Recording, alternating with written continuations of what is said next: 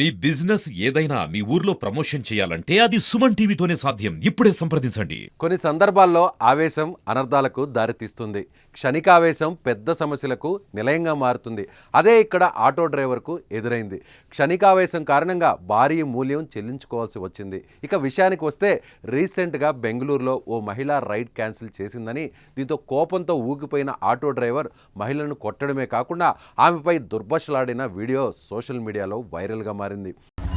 गलती से कैसा होता है गलती? आप चिल्ला क्यों रहे हो? नहीं, गलती कैसे होता है बोलो? आप चिल्ला क्यों रहे हो? हाँ, तेरे बाप देते हैं क्या गैस? यहीं पे था भैया, 1 मिनट दूर ही था आपका ऑटो।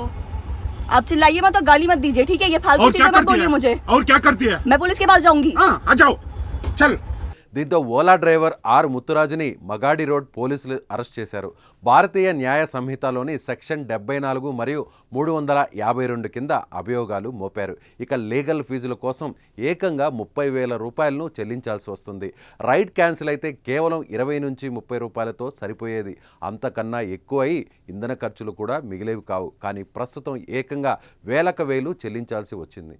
ఇదిలా ఉంటే వైరల్ అయిన వీడియోని సీనియర్ పోలీస్ అధికారి చూసి ఇది ఆమోదయోగ్యం కాదని, మోసపూరితమైన చర్య అని, ఒక యువతిని పట్టపగలు నిందితుడు మాటలతో దుర్భాషలాడారని, దీనిని సీరియస్గా తీసుకొని ఆయన స్పందించడంతో పోలీసులు చకచక చర్యలు తీసుకొని నిందితుడిని అరెస్ట్ చేశారు.